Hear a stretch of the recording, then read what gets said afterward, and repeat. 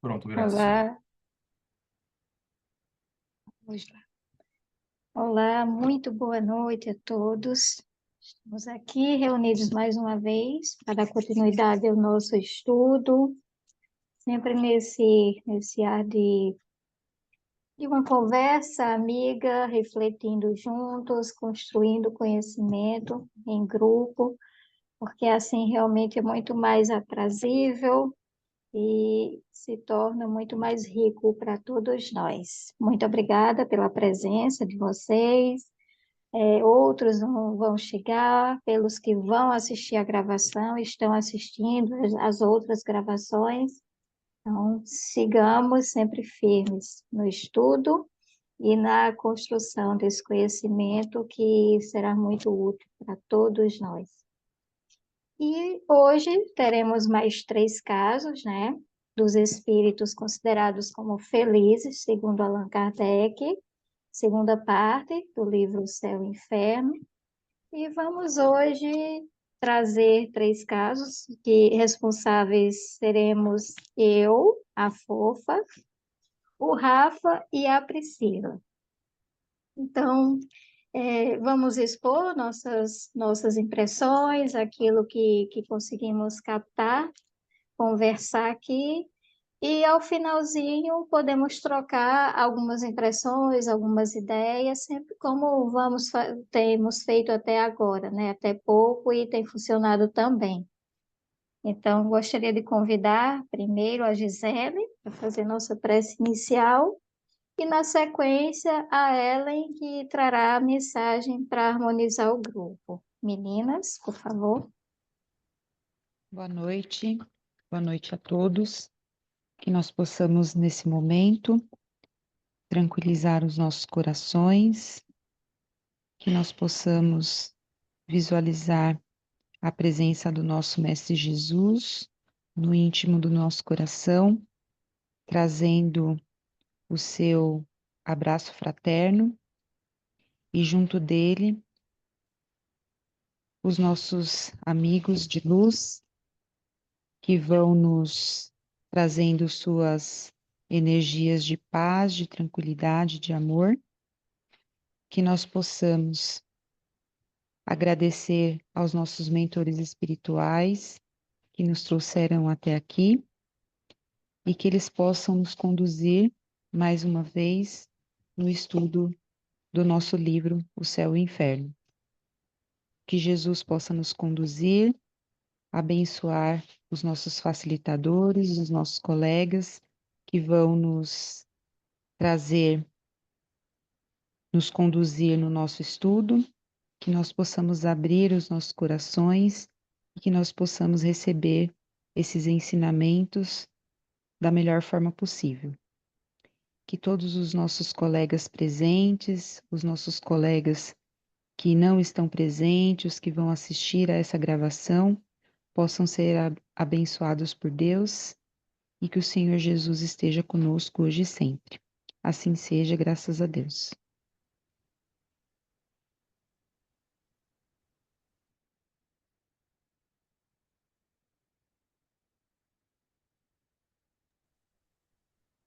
Boa noite a todos.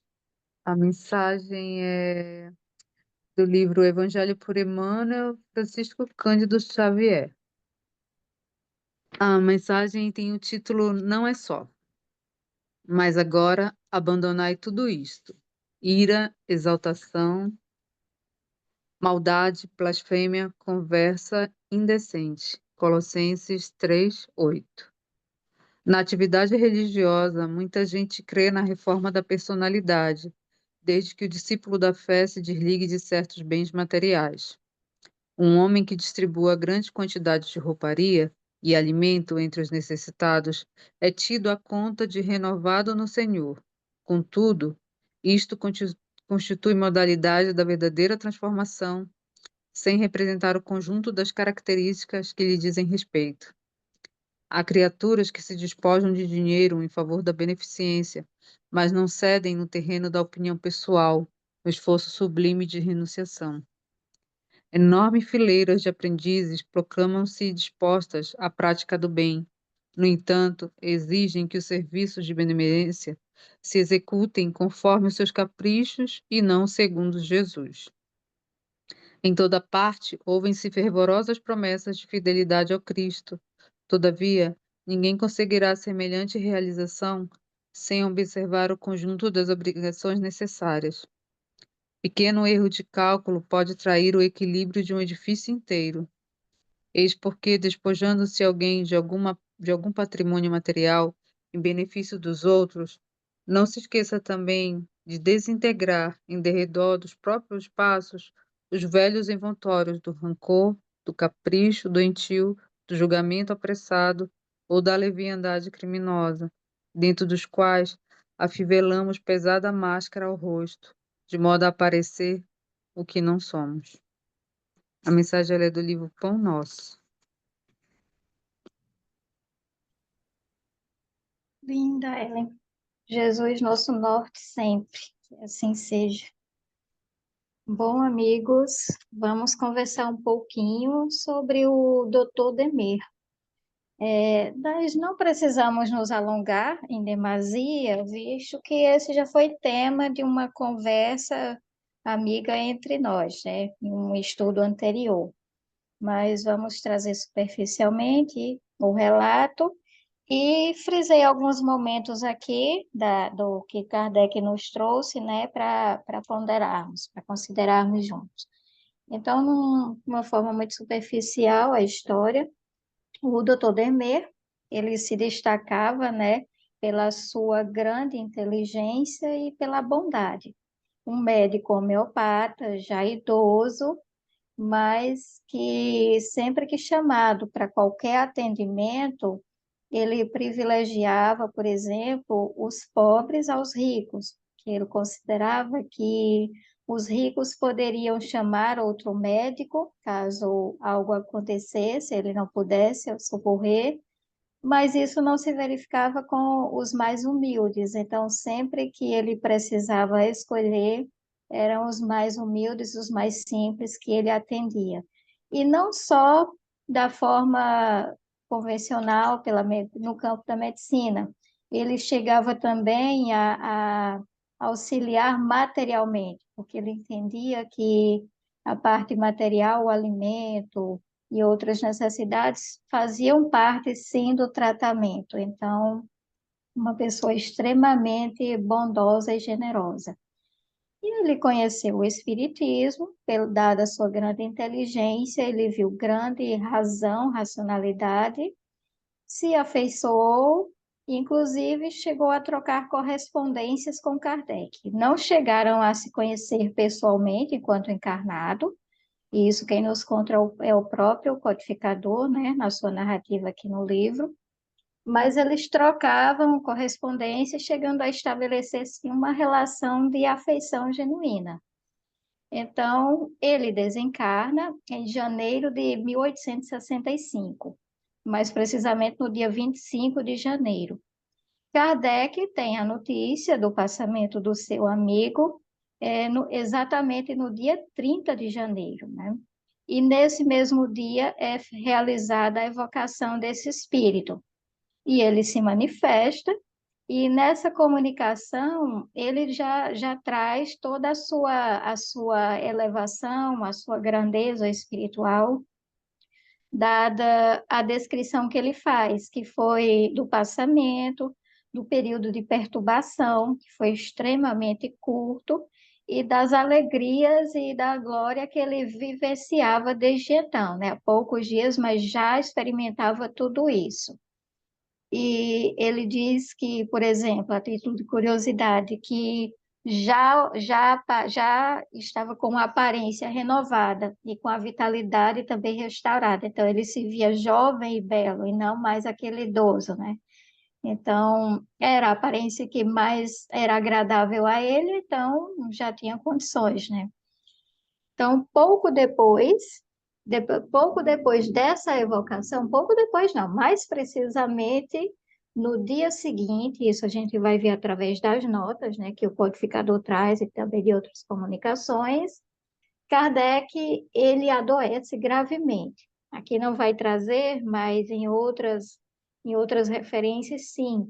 Kardec, ele teve o problema cardíaco muito sério, quase que ele desencarna nisso.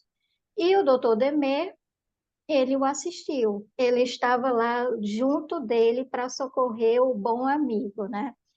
E entre essas comunicações, algo que não é do feitio de Kardec, que é expor sua vida particular, sua privacidade, né?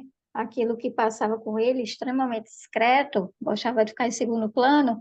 No entanto, para esse caso, ele traz duas evocações e ele justifica, né, não, foram comunicações desse espírito direcionadas a ele. E aqui vamos precisar ler alguns trechinhos, mas não longos, porque precisamos fazer algumas considerações em torno dessas comunicações. A primeira, que foi uma no dia 1º de fevereiro e uma segunda no dia 2 de fevereiro. Então, Kardec passa mal a primeira evocação no dia 30 de janeiro, dia 31, Kardec tem esse mal súbito, né? E no dia 1º e no dia 2 de fevereiro, o doutor Dermer já traz essas comunicações.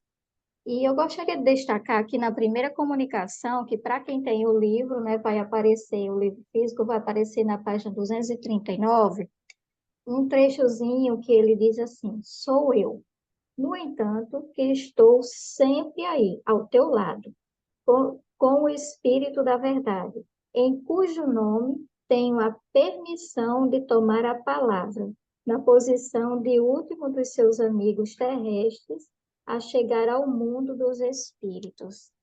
Então, já podemos observar aqui a grandeza, a elevação desse espírito, dado que ele falava em nome do Espírito da Verdade, né? Ele trazia essa comunicação falando por ele. Então, só por aí já temos uma importante pista que realmente esse espírito havia construído um grande patrimônio moral e intelectual.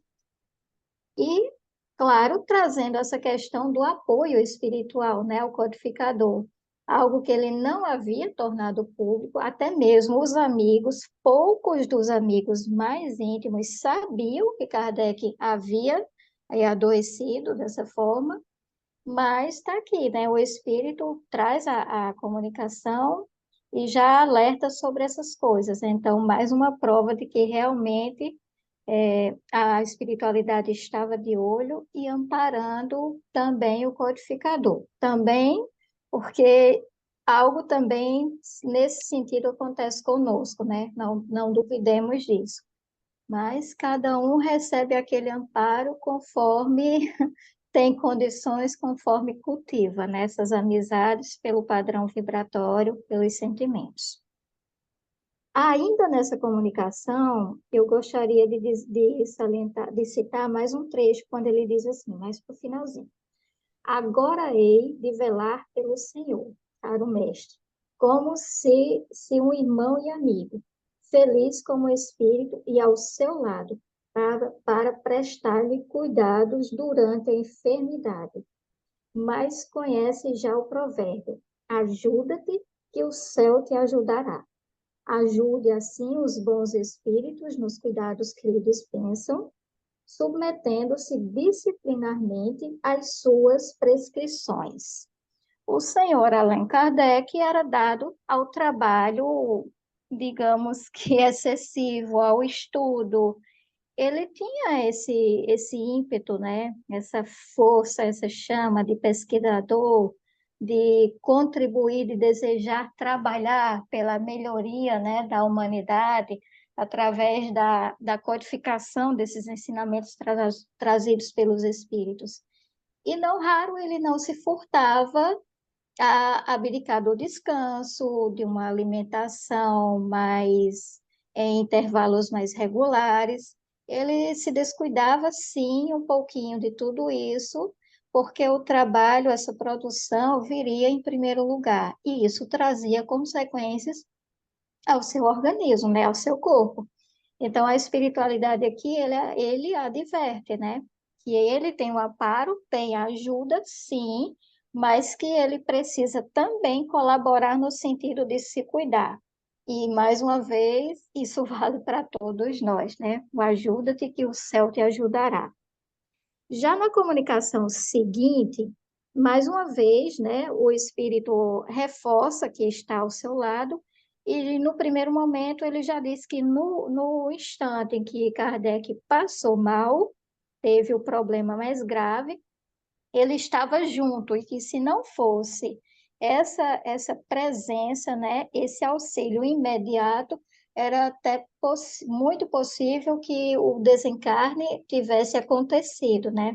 Então, a espiritualidade realmente tomou as medidas no caráter de emergência para que muito fosse feito, fosse preservado.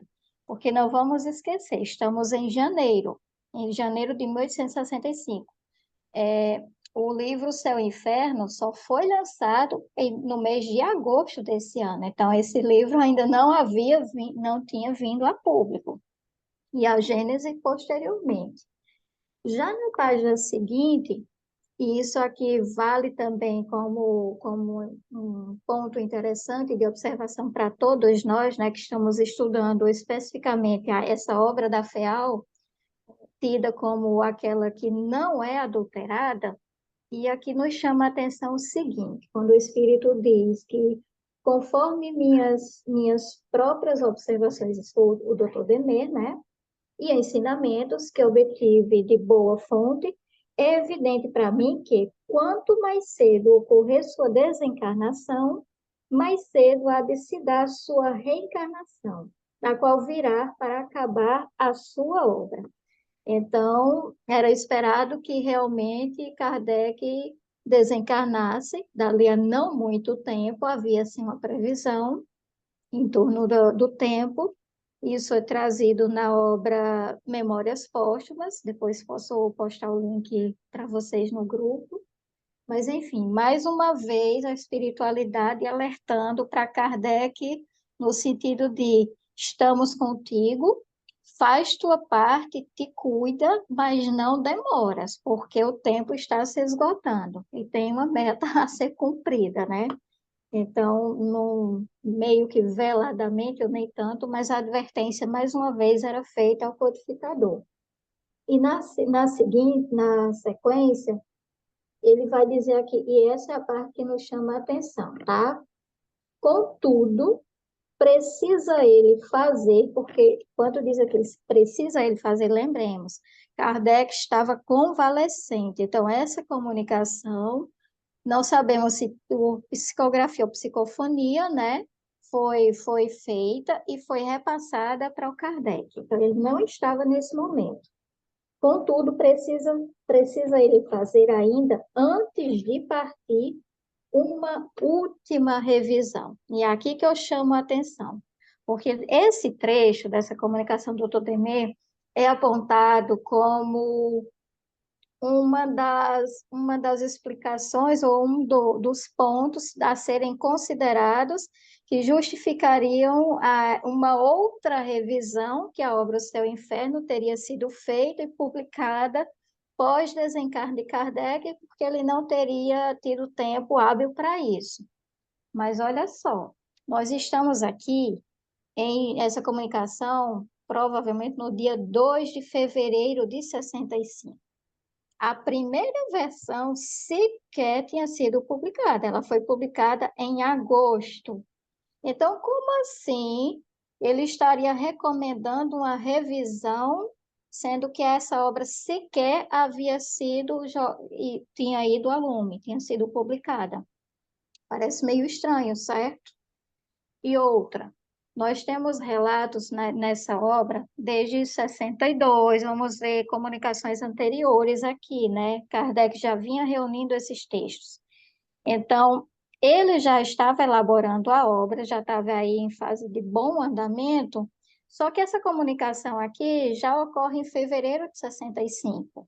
Ou seja, provavelmente Kardec revisou sim o trabalho que ele já vinha fazendo, revisou incluindo comunicações como essa aqui, muito recentes, né? Entre fevereiro e o mês de agosto.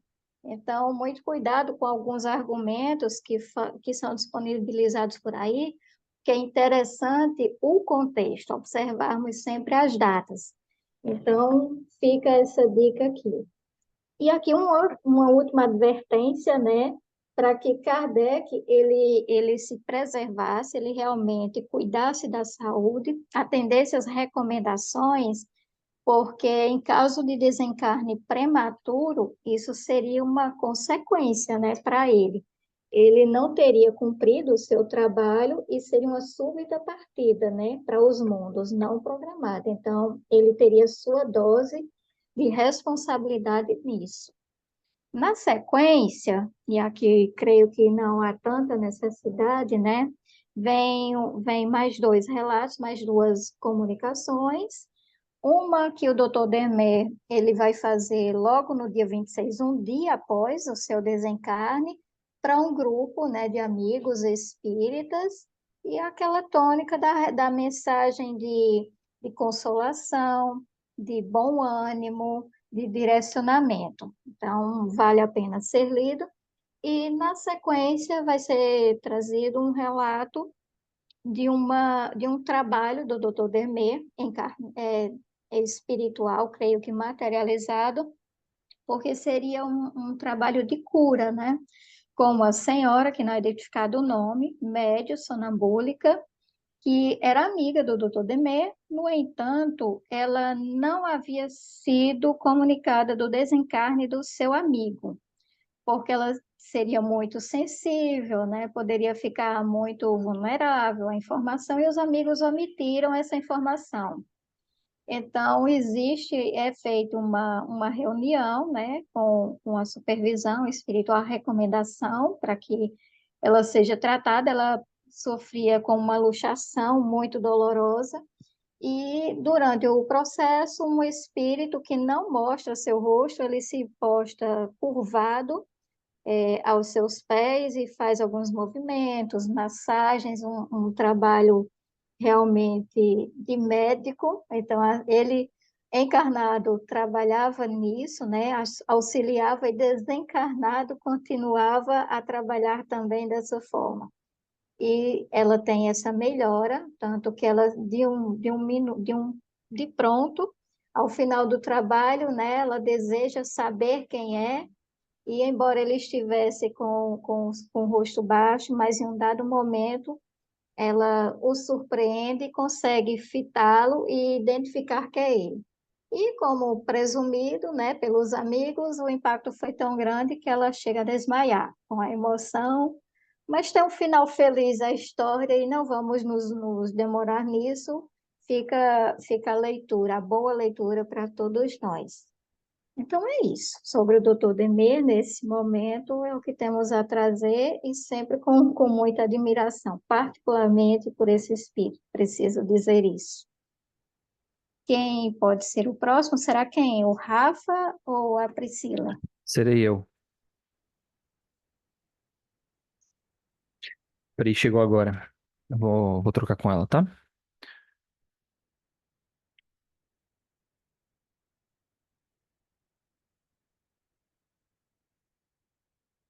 Então vamos lá, eu vou falar de um médico russo, conhecido como o Senhor P. Foi misterioso, não quis se identificar. O Senhor P foi um médico em Moscou, foi famoso pelas suas qualidades morais e pelos seus conhecimentos também.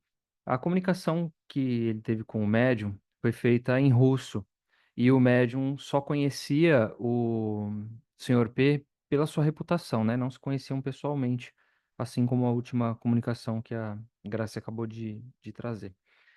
O Senhor P, ele vinha tentando já uma comunicação desde o dia que ele faleceu, não cita a data do falecimento dele, eh, nem se ele também faleceu em Moscou, né?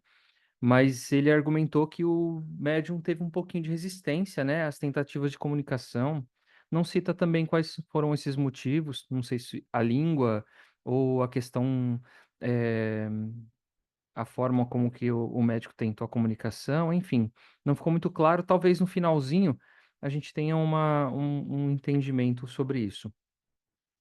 A vida do Senhor P, falando um pouquinho sobre o médico, não foi fácil na Terra, né. Ele disse que as dificuldades que ele teve aconteceram para que ele tivesse um adiantamento moral, né, para que fosse mais, célere esse progresso moral, claro, né, que dentro também de como ele lidou com essas dificuldades em terra, e para que depois que ele desencarnasse, ele também desse o devido valor a essa oportunidade que ele teve na carne. E assim que ele disse que ele não teve medo da morte, porque ele tinha bastante fé em Deus, então era uma pessoa bastante crente e teve uma passagem bem serena. E o seu desprendimento, como a gente viu de outros relatos também, não foi doloroso e foi algo curto, como se fosse um solavanco, né. E logo ele acabou se desprendendo da carne de forma consciente.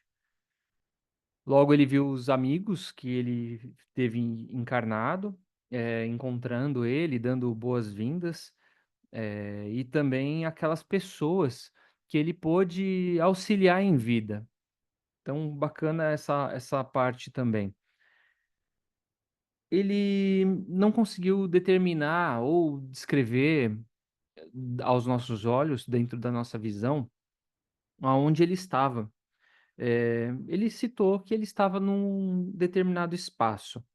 E que existe, né, existia naquele momento uma imensidade de lugares que nós, dentro da nossa limitação de conhecimentos, não teríamos ideia. Mas disse que, eh, mas disse que onde ele se encontrava, né, só chegaria determinadas pessoas que tiveram muitas provações na sua vida e que também tivessem passado por diversas encarnações. E ele acabou reforçando que viveu muitas existências e lembrou, né, dessa questão das múltiplas encarnações, e que as encarnações são tempos espaços muito curtos para o espírito se aprimorar. É isso que a gente está falando de encarnações onde a média de vida era bem inferior à de hoje, né. Então considerando inclusive esse fator, a gente vai ver que a chance de aprimoramento, as oportunidades eram muito rápidas, ou você aproveita ou você perdeu, e aí você acaba tendo o que ele acabou dizendo, né, de diferentes existências sucessivas, para que esse aprimoramento fosse possível acontecer. Achei isso bastante interessante, essa observação que ele traz, porque de fato, né, não tem como você chegar a ser um espírito de luz tão rapidamente. E aí, tendo essa oportunidade constante, você espiritualmente pode, né, galgar novos, degraus a partir do momento que tem um comportamento adequado dentro da encarnação e aproveita ela. Então, ele lembrou essa questão, né, das encarnações serem também um momento de dificuldade, um momento de batalha, um momento de luta, então ele já, querendo ou não, já falava da questão que a gente cita, né, que nós não estamos aqui passando férias. Sobre o curtir e o desfrutar da felicidade, ele diz que é o mesmo sentimento de estar imerso no amor de Deus. Que é um sentimento muito abstrato, né, ele é muito individual. E aí ele tenta trazer um pouquinho do que seria esse sentimento para ele, que seria viver a alegria profunda de contemplar o bem. Então viver o bem constantemente, ter o prazer de servir ao próximo, para que ele também pudesse se elevar em espírito. Então era essa forma que ele desfrutava da felicidade dele, no servir. E aí o resultado disso seria, ter um bem-estar, sentir-se em fusão com a divina bondade, eh, se ter acesso a espíritos mais elevados, entender as missões desses espíritos elevados sem nenhum julgamento, e isso eu achei também bastante interessante, porque é muito fácil olhar assim: "Nossa, ele vai fazer isso? Ele não vai dar conta". né? E aí ele traz o compreender as suas missões, justamente para que não aconteça esse julgamento. E saber que um dia poderá alcançar as mesmas esferas dessas almas. E que a progressão do espírito, ela é infinita, a gente também não tem dimensão disso. Ele chegou no momento, né, a hora que estava se direcionando para encerrar a mensagem, ele mudou um pouco o viés do que ele traria ali para aquele médium. E aí virou praticamente uma conversa a dois. A mensagem ela foi direcionada, foi específica para o médium, que também não é citado quem é o médium. Mas ele se ofereceu para mentorar esse médium, né? Como se fosse um guia, um, um espírito para acompanhá-lo. E ele acabou fazendo um resumo, isso também achei bastante interessante.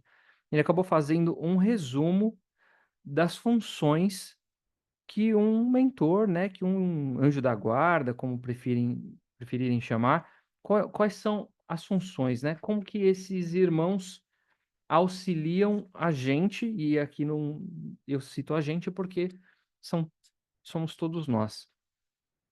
Deixa eu só puxar aqui para não perder. E aqui eu vou ler, tá, gente? Para não deixar, para não perder nenhuma nenhuma informação relevante. Um segundinho,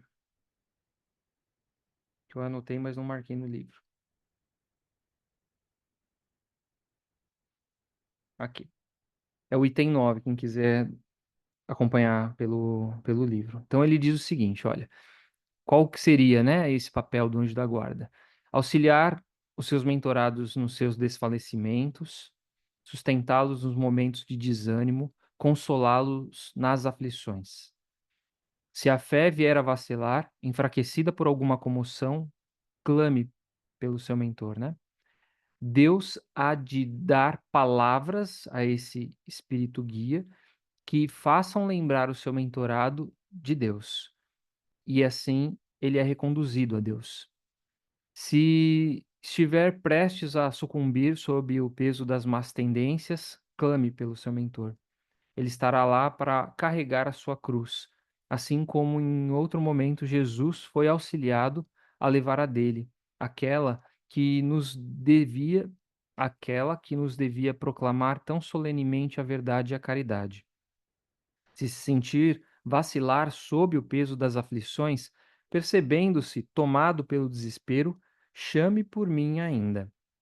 Eu virei tirá-lo desse abismo, falando-lhe de espírito para espírito, chamando-o aos deveres assumidos, não por considerações sociais e materiais, mas pelo amor que perceberás em mim, amor que Deus pôs em meu ser para ser transmitido àqueles que dele podem fazer uso para a própria salvação.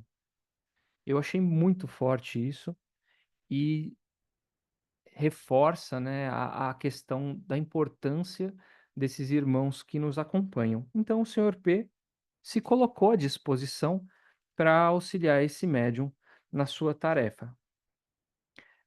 O médium, ele não. Ah, tem uma outra questão. O médium, ele foi escolhido, digamos assim, né? O médium teve essa oportunidade porque a espiritualidade, Deus via nele como um possível missionário, porque era uma pessoa boa, porque era uma pessoa que, através da sua conduta, teria a possibilidade de converter as pessoas que estavam e que vivenciavam à volta delas. E aí o médium, ele acabou não acreditando muito, né, no merecimento desse favor.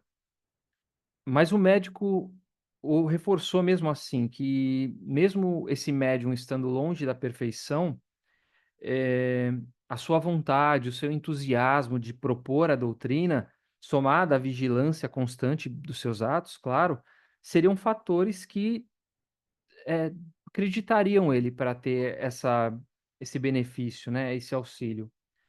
E aí ele finalizou dizendo que para que ele se afastasse dos irmãos da carne e se ligasse mais nos irmãos da espiritualidade. E então virou praticamente uma conversa mais intimista do senhor P com esse médium, justamente para que esse irmão pudesse também receber esse sustento, ou mais um sustento, ou um direcionamento dentro dos seus trabalhos espirituais na Terra. E eu achei muito bonita essa segunda parte, bem, bastante emocionante e mostra também aquela questão do nosso compromisso, né? Das questões que a gente abraça, se elas têm um propósito, se elas têm um motivo nobre, a gente não precisa ficar esperando o senhor P se manifestar dizendo que vai nos dar sustentação. A gente clamando por todos esses motivos de contato que nós temos com a espiritualidade, com os nossos mentores, a gente tem esse apoio e esse acompanhamento sempre. Então é isso, essa é a comunicação do senhor P, o médico russo.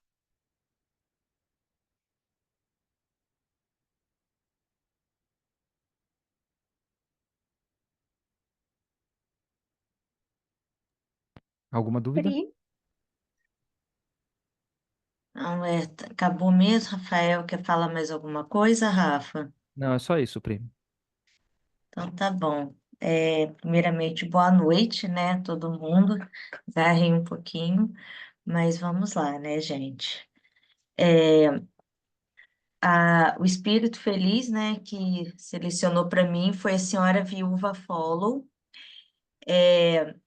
Ela faleceu no dia 3 de fevereiro de 1865. Eu gostei de destacar a data, porque depois vamos saber. E ela era uma pintora, uma artista, e era uma pessoa muito bondosa. E ela fazia da arte dela, quando os dias difíceis vieram, ela fazia um recurso muito bom. E por isso ela era muito querida por todos. E ao longo da vida dela, por conta do exercício de sua profissão, ela foi perdendo aos poucos a visão, até que tornou a cegueira completa. E a senhora Follow, ela também conheceu ao longo do tempo a doutrina espírita e ela começou a compreender, né? Estudou muito, com muita lucidez, entendeu, compreendeu tudo que ela pôde, né? A respeito da doutrina, tudo que ela conseguiu. E quando veio a morte, né? Ela viu a aproximação e ela não teve dor, ela não teve problema algum com o falecimento, porque ela conseguiu lembrar tudo que ela estudou do espiritismo, tudo que ela foi lembrando, e ela tinha essa consciência. E até eu marquei, grifei aqui, né? Morreu, enfim, com a serenidade proporcionada por uma consciência limpa. E quando, né, veio a notícia do desencarne, foi a primeira coisa, né, o desejo de evocá-la para poder saber como que ela estava. E logo na primeira linha da senhora Follow, ela coloquei, né, que ela faleceu dia 3 de fevereiro e já 6 de fevereiro, 3 dias após a sua morte. Mas eu achei lindo e eu grifei mesmo porque ela falou, né, logo após a minha libertação. E ela comentou, né, a princípio, eu não posso deixar de mencionar que ela colocou aqui, né? Apenas 3 dias que estou morta e sinto que sou artista. Minhas aspirações com relação ao ideal da beleza na arte eram apenas a intuição das faculdades que eu havia estudado e adquirido em outras existências e que se desenvolveram na última. E é isso para mim pegou a princípio, né, todo aquele aprendizado que ela já foi tendo ao longo das outras encarnações e chegou e ela apenas aprimorou, se desenvolveu nela. E ela começou a perceber quando, após o desencarne, como que desculpa, gente, até marquei aqui, né? Provarei ao mundo que a arte espírita, é o coroamento da arte pagã, da arte cristã, que ela viu toda a beleza por lá. E ela teve esse sentimento que ela já tinha concluído, né, a missão na Terra. Ela conversou a princípio, né, dizendo que ela estava bem, que não precisava se preocupar, afinal de contas, tudo que aprendeu, né, com a doutrina, ela compreendeu lá. E na resposta, né, uma das primeiras perguntas que Kardec fez, falou, né, que sentiu, que sabia que era ela primeiro, né, porque ela colocou algumas coisas para o médium que o médium não tinha como saber. E depois ele percebeu, né, nas palavras dela, uma segurança, um equilíbrio muito grande.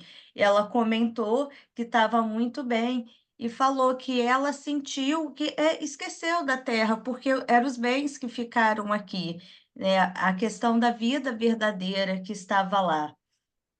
E fizeram uma pergunta para ela, né? Poderia descrever-nos agora o seu passamento, o seu despertar com as suas primeiras impressões? E ela disse que sim, ela sofreu, mas o espírito foi muito mais forte que o sofrimento material que impunha o desligamento. Ela contou, né, que após o último suspiro, ela não teve nenhuma consciência do estado dela, que ela estava, né, sem pensar em nada, em uma vaga sonolência que não era nem o sono do corpo e nem o despertar. Fiquei assim por muito tempo. E depois acordei lentamente entre irmãos que não conheciam e mostraram para ela um ponto que parecia uma estrela brilhante, dizendo: é para lá que você vai, você não pertence mais à terra. E ela subiu, né? Enquanto a estrela, aproximando dessa estrela, e era um mundo feliz, um mundo superior. E falaram para ela que ela vai encontrar o repouso, mas o repouso em relação às fadigas corporais, e não, né, vai descansar ali, né? E perguntaram para ela, né, a senhora deixou então em definitivo a Terra? Ela deixou, ela foi para o mundo mais elevado, mas ela ainda podia retornar para ver os entes queridos que ficaram aqui na Terra. E ela falou muito bonito, né, que o amor aproxima as almas, que a distância só existe para os corpos materiais. Deixou bem claro também que agradeceu, né, os ensinamentos da doutrina e que disse que iria ajudar, mas não tanto, né, quanto gostaria ou quanto imaginaram que ela poderia, não dizendo que ela não podia, que ela não daria cooperação, mas à medida que ela pudesse, porque ela ainda, além dela não se sentir assim com tanto preparo, ela até citou nossa, Graça, me deu um branco o nome, como é que pronuncia, o Delmeire, né? Citou toda a ajuda que ele daria, mas falou que ela também precisaria aprender ainda, redescobrir esse novo mundo que ela estava encontrando. E logo após ela deu uma comunicação destinada aos filhos dela, que foi muito bonita a comunicação, falando para eles continuarem firme no coração a doutrina, como que foi importante para eles acreditarem e manterem firmes e fiéis lá. E eu queria citar, né, duas notinhas que eles colocaram aqui no final, que assim, primeiro eu vou falar, né, a minha impressão, eu achei muito bonita todo o relato dela, né, dessa passagem que não foi dolorosa, embora ela sentiu a dor física, mas que ela até teve um deslumbramento ali quando ela viu esse novo mundo, quando ela entendeu toda a beleza que era lá e descobriu e foi levada. E uma das primeiras notas é justamente essa, né? A gente não fica eternamente aqui na Terra, né? Pode demorar, deixou muito claro a respeito disso. A gente não só pode quando a gente vai avançar para um outro mundo. E para isso a gente precisa trabalhar, trabalhar no bem, assim como foi a vida dela, não só essa última vida, como todas as outras anteriores, né? Porque para isso, trabalhar no bem, procurar melhorar, que a gente vai conseguir, a gente vai chegar lá assim como ela conseguiu. E um outro ponto, né, que eles colocaram na nota é que após a morte estamos menos separados dos nossos seres. Eles colocaram a respeito da distância física, né, aqui na Terra. Ela tinha filhos, né, esparramados, né, um morava num canto, no outro, e ela não tinha como visitar todos eles em vida. Não tinha, imagino, né, quando foi naquela época. Hoje em dia a gente ainda tem um pouco mais de facilidade para essas visitas, né? E ela ainda estava com o corpo debilitado, a idade, tinha a questão da cegueira também. Mas depois, após o desencarne, ela teve facilidade, ela pôde rapidamente dirigir-se a cada um deles, transpondo as distâncias sem afadigar-se e com a rapidez da eletricidade. E aí termina, né, com uma frase até bonita, né? E dizer que a esse pensamento consolador há quem prefira a ideia de uma separação eterna, né? E a gente dizer, poxa, eu nunca mais vou ver os meus entes queridos, né? Não, a pessoa, após o desencarne, ela tem, né, a opção. Lógico que envolve várias questões ali para a pessoa ter a condição para ir, mas que existe essa possibilidade. Eu achei um relato assim muito bonito, né? Deu um quentinho muito gostoso no coração da gente saber que existe, né, essa outra vida, existem outros mundos além desse, e a descrição, talvez por ser uma artista, né, a descrição da beleza e desse deslumbramento, e dela falar agora eu preciso conhecer mais, um pouco, né, desse novo mundo aqui que eu acabei de chegar. E foi basicamente isso. Teve uma notinha também, né, quando ela fala da lucidez, dela acordar, que foi do livro dos Espíritos, que é a nota 172. Achei grandinha, acho que não vale ler tudo aqui, mas foi uma passagem bem bonita, eu gostei bastante. E tiveram alguns comentários aqui. Posso ler, Grace? Mulher, tem que Ah, oi? dá uma passada de vista antes, né? Sempre mais apropriado. Uhum. Enquanto isso, você entendeu? Enquanto isso, é preciso aqui da minha parte trazer para vocês uma forma curta, né? Mas é importante falar o quanto eu pessoalmente me identifiquei, né, com o relato dessa viúva. Impossível de assim não ser. Eu lembrei de você na hora. Pois é, né? Parece que a parte das ceguinhas sempre tem que ter alguém aí no meio para movimentar pelos olhos ou pela ausência da visão. Mas é algo que realmente toca as pessoas, que trouxe identificação, mas não só por isso, né?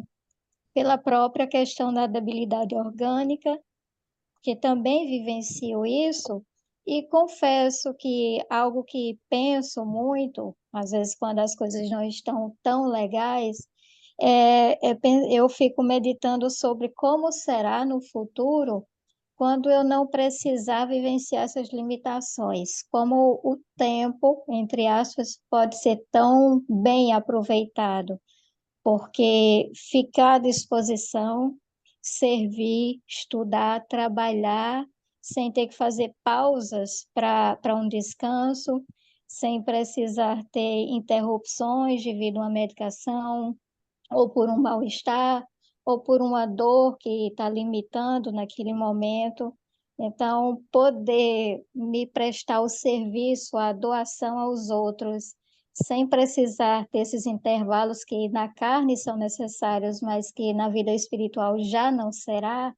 Nossa, eu penso que isso vai ser tão maravilhoso, que o presente se torna tão fugaz e ao mesmo tempo então, não seria fácil, mas melhor administrável. Não sei se estou me fazendo ser compreendida, mas é um consolo antecipado gigantesco pensar nisso.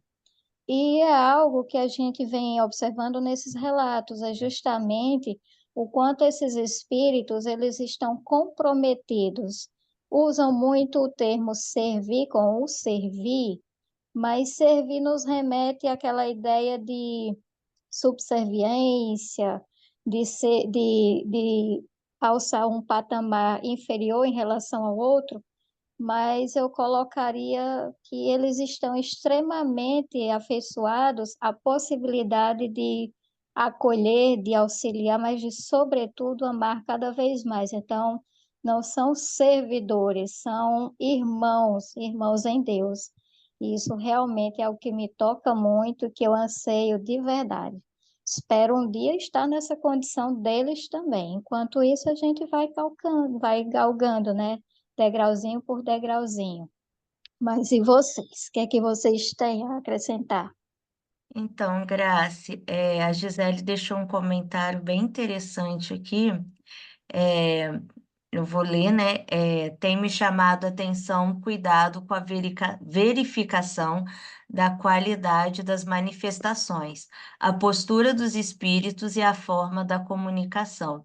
O cuidado de Kardec com a verificação de todas as comunicações, o trabalho que Deus justifica os problemas de saúde dele.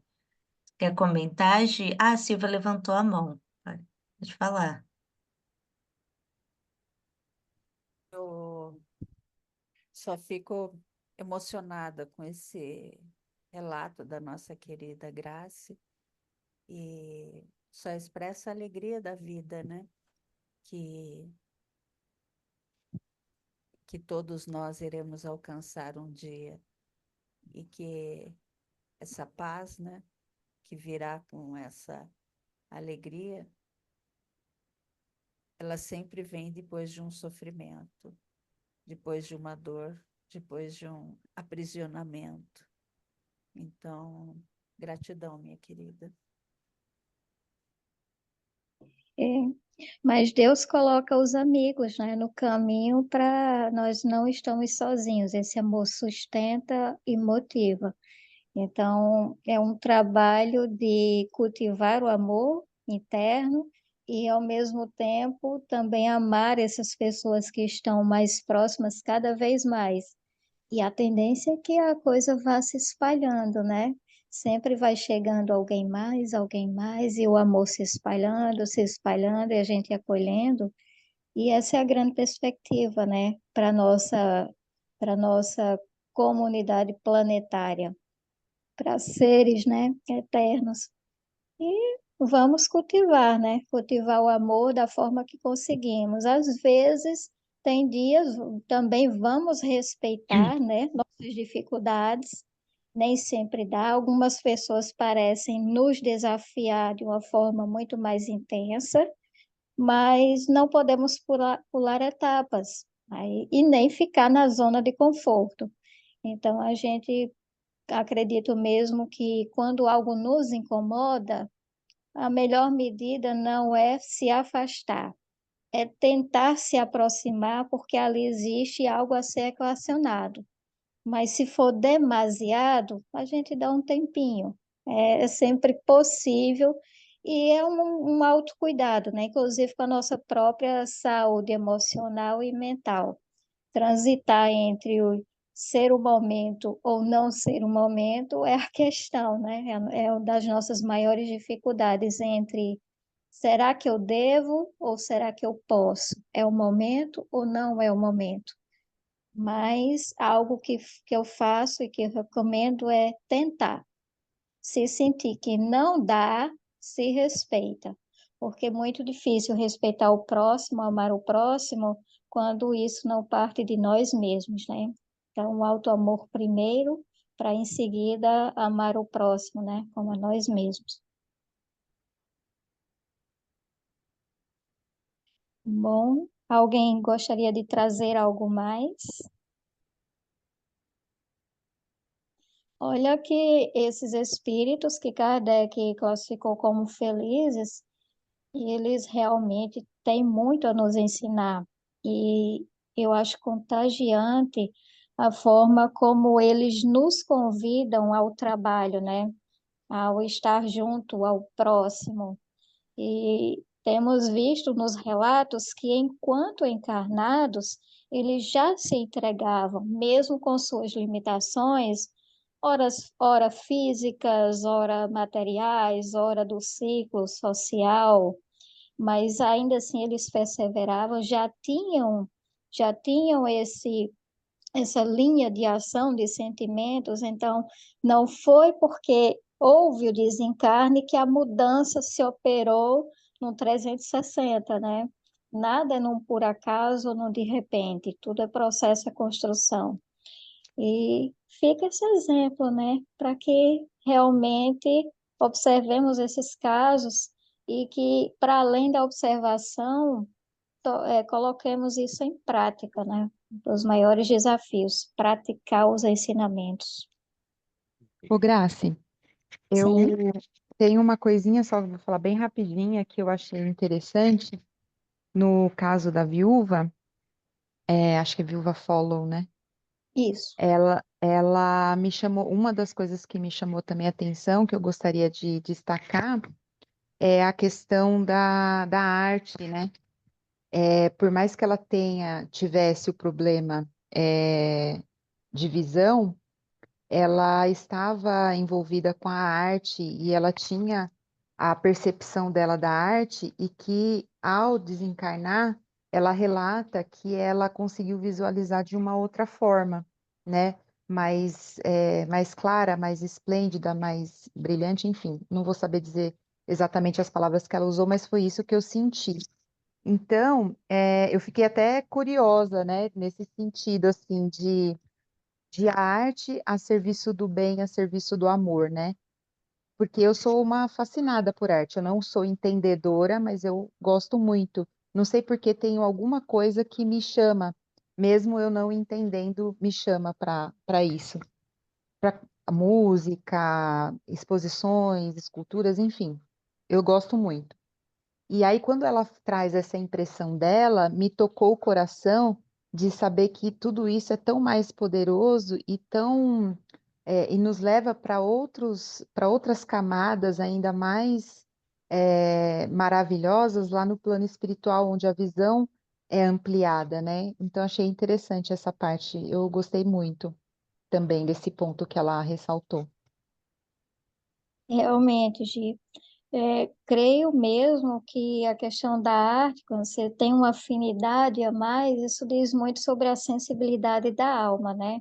Do encantamento com que nem sempre pode ser traduzido em palavras, em cores, em harmonia, em música, e ainda assim aquilo ali está pulsando, né? Internamente, e você tenta encontrar formas de exteriorizar aquela beleza. E alguns vão utilizar do lápis, outros do pincel, outros do instrumento musical, outros da argila. Então, são múltiplas as habilidades, mas que acreditamos mesmo que seja uma forma de tentar materializar algo muito bonito, né, que já reside dentro de nós. É mais uma, né? Desculpa, é só interromper, né? Até eu comentei por alto, né, que me chamou também a atenção quando eu li, mas aí entrar nesse assunto é muito longo, né? Gi, se você puder, né, tiver um tempinho para pesquisar um pouquinho arte espírita, tem uma obra de Leon Denis também, que fala a respeito disso, é lindíssima, que fala muito sobre o valor da arte. Enfim, é basicamente tudo isso que você e a Grace falaram também. Ele tem a frase, né? É o belo imitando o bom. E é a beleza mesmo. Vou São pesquisar. essas. Obrigada pela dica. Vou pesquisar Sim, sim, Olha porque aí. eu tenho uma hora eu comento com vocês lá no grupo, eu tenho algo aflorado em mim, assim, me emociona muito. Então, vou pesquisar sim. Obrigada pela dica. E só para complementar, né, já deu nosso horário, mas algo que talvez tenha passado desapercebido e podemos acrescentar, né, claro que de uma forma muito inferior, mas ainda assim precisamos trazer, é a questão de que houve também um ensinamento de renúncia. Porque vocês imaginem algo que vocês gostam, que apreciam por Verdade. demais fazer e em um determinado momento, por qualquer circunstância, você se ver privado daquilo, você precisa se reinventar. Você precisa passar por um processo de luto nesse campo, de aceitação, de superação e de criar outras perspectivas. E mais uma vez, por mais esse motivo, consegui me identificar com ela, porque eu sempre também fui muito dada às artes manuais, à pintura, ao desenho, e vejam bem como eu realmente enxergava pequeno. Eu dizia, e eu falava isso mesmo, que eu não conseguiria viver sem desenhar. Eu achava que era algo inconcebível. Até que a vida me convida a precisar deixar isso para trás, ou pelo menos para o outro momento, né? Cultivemos a esperança. Para um outro momento, em outra experiência reencarnatória, quem sabe? Mas o que eu achava que não era possível, que eu verbalizava, acabei descobrindo pelos caminhos da própria vida, da própria experiência, de que sim era possível. Bastava que deixasse fluir, deixar para trás. Então, nos apegamos a coisas que consideramos amar, mas esse apego, ele também precisa ser acompanhado dessa capacidade de, em algum momento, deixar ir. Então, quando você consegue se libertar, eu creio, e ao mesmo tempo também cultivar esperança, eu creio que isso é de uma libertação que nos traz realmente, nos traz uma fortaleza imensa. Então, fica também essa experiência dentro do pouquinho que eu já vivi e que acabei experienciando, né? Trazendo para vocês também essa perspectiva de que não ficou explícito no texto, mas que nós também podemos jogar esse olhar, né?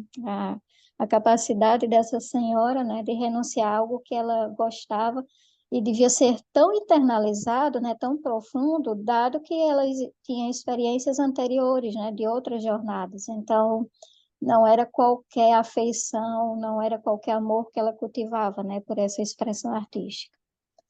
Bom, amigos, Isso é uma podemos. coisinha que eu estava pensando aqui, lembrando os casos. Todos eles tinham a confiança em Deus, né? Eles falam muito dessa questão da confiança e da própria doutrina, como ela fazia sentido para a vida deles. Não era só uma teoria que eles estavam ali observando, né? Mas eles tinham essa confiança em Deus. Então fica muito também forte essa questão para a gente, né? Do quanto aquilo Perfeito, estuda, da quanto a gente está buscando, o quanto isso é verdadeiro, porque para eles era muito verdadeiro, né? Para todos esses relatos que a gente acabou de escutar. Isso era muito vivo, né? A certeza, é o confiar, né? E o confiar sabendo que não tem, é convicção pura, né?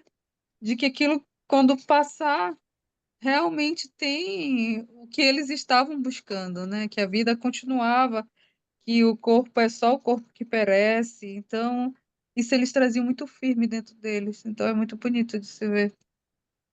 Me fez perfeito. E daqui para frente, né, conforme os relatos eles forem aumentando, nós vamos ter cada vez mais capacidade de observar justamente quais são esses pontos em comum que levaram Kardec, né, a considerar todos esses espíritos aqui como felizes. Então, isso vai ficando cada vez mais claro, mais explícito para nossa observação. Gente, muito obrigada mesmo por mais um momento tão gostoso, tanto aprendizado, de tanta colaboração nesse grupo. Que Jesus abençoe cada um. E gostaria de chamar agora a Ellen, né, para fazer a prece final. Não, a Ellen ficou com a leitura, a prece final foi a Camila. Isso. Tá dando Então, para ouvir? sim, sim. Tá bom. Então, gente, vamos acalmar o coração, fechar os olhos e agradecer a Jesus por mais uma noite de estudo, de conhecimentos, né, adquiridos através dessa nossa doutrina tão consoladora, tão incrível para a gente, que traz esse acalento para o nosso coração. E agradecer imensamente a oportunidade de estar juntos mais uma vez, né? Agradecer a oportunidade desse estudo e do encontro, né? Esse encontro de toda semana que faz tão bem para a gente. Que essas vibrações de harmonia possam permanecer, né, com a gente, para a gente terminar essa semana com tranquilidade, proteção e com o amparo da espiritualidade e dos mentores desse estudo. E que tudo corra bem para que a gente possa estar novamente aqui na próxima semana. Que assim seja.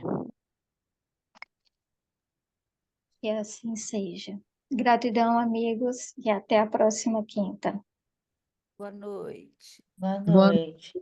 Boa noite. boa noite, gente. Boa noite. Beijo. Beijo, obrigada.